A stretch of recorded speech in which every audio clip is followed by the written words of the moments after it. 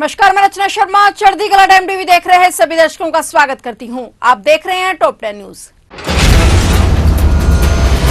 जम्मू कश्मीर के पहलगाम में आतंकियों ने पर्यटकों पर अंधाधुंध गोलियां बरसाकर करीब 26 लोगों की हत्या कर दी। सैलानियों की चहल पहल से गुलजार रहने वाले पहलगाम की सड़कों पर आज सन्नाटा पसरा हुआ है। इलाके में दहशत का माहौल है। घाटी में सुरक्षा बढ़ाई गई है। वहीं कश्मीर घाटी में 35 साल में पहली बार आतंकवादी हमले के खिलाफ बंद रखा गया और सभी क्षेत्रों के संगठनों ने पहलगाम पर्यटन स्थल में हुई हत्याओं के विरोध में बंद का समर्थन किया। उधर सुरक्षा एजेंसियों ने पहलगाम आतंकी हमले के 3 संदिग्धों के स्केच भी जारी किए और वहीं मृतकों में करनाल के नौसेना अधिकारी लेफ्टिनेंट विनय नरवाल भी शहीद हो गए हैं।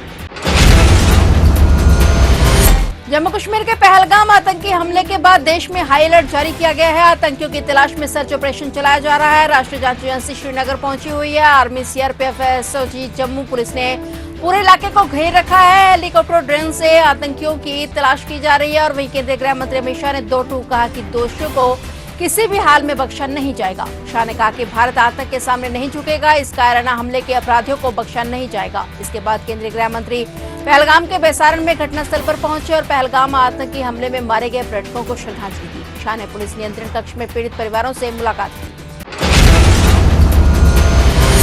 पाकिस्तान के रक्षा मंत्री ख्वाजा आसिफ ने आतंकी हमले में किनारा कर लिया है। आतंकियों को भारत सरकार द्वारा दी गई चुनौती के बाद और हर तरफ से अपनी किरकिरी होने के बाद पाकिस्तान ने इस हमले से साफ इनकार कर दिया है। पाकिस्तान के रक्षा मंत्री ख्वाजा आसिफ ने कहा कि पहलगाम हमले में पाकिस्तान का कोई लेना देना नहीं है। ख्वाजा आसिफ ने एक पाकिस्तानी टीवी चैनल को दिए इंटरव्यू में दावा किया है कि जम्मू कश्मीर में जो हिंसा हो रही है वह घरेलू कारणों और विद्रोह के हालातों की वजह से हो रही है। उन्होंने भारत के कई हिस्सों जैसे नागालैंड, मणिपुर, छत्तीसगढ़ और कश्मीर का नाम लेते हुए कहा कि इन राज्यों में भारत सरकार के खिलाफ विद्रोह है। हमारा इस मसले से कोई लेना देना नहीं है।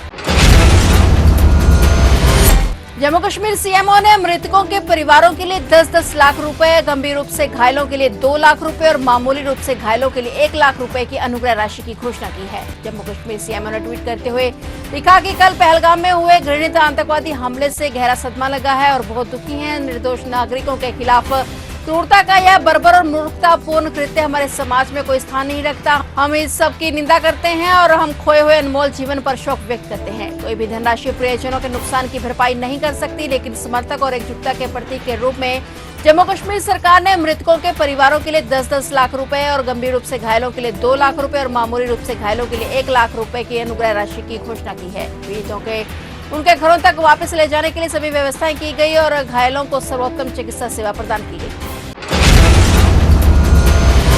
जम्मू कश्मीर के पहलगाम में आतंकी हमले के बाद पंजाब में रेड अलर्ट जारी किया गया है। पंजाब के अन्य राज्यों से लगती सीमाओं, विशेषकर पठानकोट के इलाके में पुलिस ने विशेष चेकिंग और नाकाबंदी कर वाहनों और संदिग्धों की जांच शुरू की हुई है। पंजाब पुलिस की ओर से प्रदेश में रेड अलर्ट जारी कर पुलिस थानों को भी अलर्ट रहने के लिए कहा गया है। वहीं मुख्यमंत्री भगवंत मान ने एक हाई लेवल सिक्योरिटी मीटिंग बुलाई और मीटिंग के बाद मान ने पहलगाम आतंकी हमले को बेहद निंदनीय बताया। सीएम ने कहा कि चाहे जो भी धर्म हो, ऐसी घटना को स्वीकार नहीं किया जा सकता। आतंक का कोई धर्म नहीं होता। घटना को देखते हुए पंजाब में हाई अलर्ट जारी किया गया है। मान ने कहा कि जम्मू कश्मीर में रुके पंजाबियों को वापस लाने के लिए पंजाब पुलिस लगातार एजेंसियों के संपर्क में है। सीएम ने कहा कि पंजाब की सीमाएं पाकिस्तान और जम्मू कश्मीर से भी लगती हैं। बॉर्डर पर पंजाब पुलिस रोज ड्रोन पकड़ रही है। जो ड्रोन पकड़े जा रहे हैं उसके ऑपरेटिव से पता चलता है कि अब स्मगलर और गैंगस्टर इकट्ठे हो गए हैं।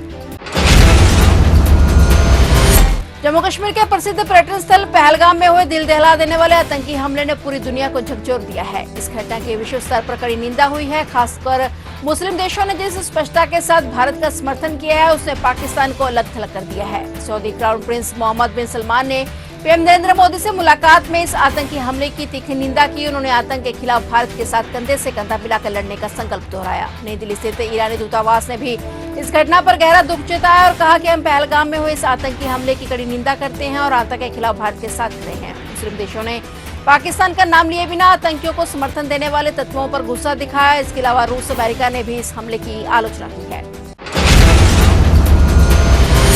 जम्मू कश्मीर के बारामूला जिले में सुरक्षा बलों ने एक बड़ी सफलता हासिल की है। खुफिया जानकारी के आधार पर भारतीय सेना और जम्मू कश्मीर पुलिस ने उरी क्षेत्र में संयुक्त घुसपैठ विरोधी अभियान चलाया और इस दौरान आतंकवादियों ने सुरक्षा बलों पर हमला किया, लेकिन जवानों ने मुंह तोड़ जवाब देते हुए 2 आतंकवादियों को ढेर कर दिया है। मुठभेड़ स्थल से AK-47 राइफल, 2 AK मैगजीन और 57 AK राउंड, 2 पिस्तौल, 3 पिस्तौल, मैगजीन और अन्य युद्ध सामग्री बरामद की गई है। जम्मू कश्मीर के पहलगाम में हुए आतंकी हमले के बाद सुरक्षा बलों ने पूरे क्षेत्र में तलाशी अभियान तेज कर दिया है। बारामूला में हुई मुठभेड़ इस बात का संकेत है कि आतंकवादी सुरक्षा बलों को निशाना बनाने के लिए लगातार प्रयासरत हैं, लेकिन सुरक्षा बलों की तत्परता और साहसिक कार्रवाई से उनकी साजिशों को नाकाम किया जा रहा है।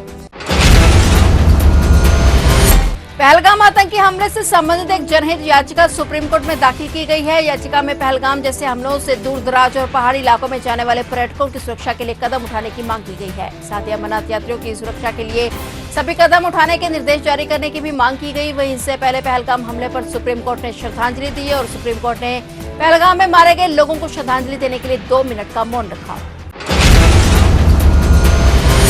पंजाब के लोगों के लिए जरूरी खबर है। दरअसल Punjab roadways PUNBUS PRTC contract workers union Punjab ने ऐलान किया है कि 24 अप्रैल यानी कल पीआरटीसी के बस स्टैंड बंद कर दिए जाएंगे। जानकारी के मुताबिक Punjab roadways PUNBUS PRTC contractor workers union Punjab 25 11 ने प्रेस बयान जारी कर कहा है कि सरकार की ओर से 600 करोड़ रुपए की राशि न मिलने से कर्मचारियों का आधा वेतन उनके खाते में जमा होने से कर्मचारियों को परेशानी में डाल दिया गया है और कर्मचारी बार बार मांग कर रहे हैं। उन्होंने कहा कि वेतन नहीं तो काम नहीं के सिद्धांत पर चलते हुए अगर सरकार और मैनेजमेंट ने समय रहते कर्मचारियों के खातों में बकाया वेतन जमा नहीं करवाया तो 24 अप्रैल को पीआरटीसी के सभी बस स्टैंड बंद कर दिए जाएंगे, जिसकी जिम्मेदारी सरकार और मैनेजमेंट की होगी।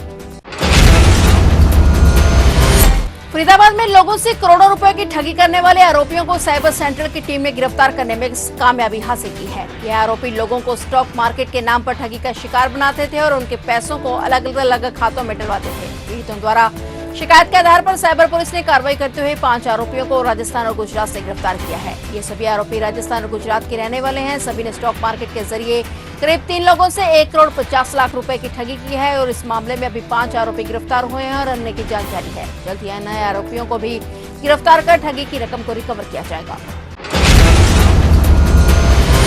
फिलहाल टॉप 10 न्यूज में इतना ही और नए समाचारों के साथ फिर से हाजिर होंगे। तब तक के लिए देखते रहिए चढ़ती कला टाइम टीवी।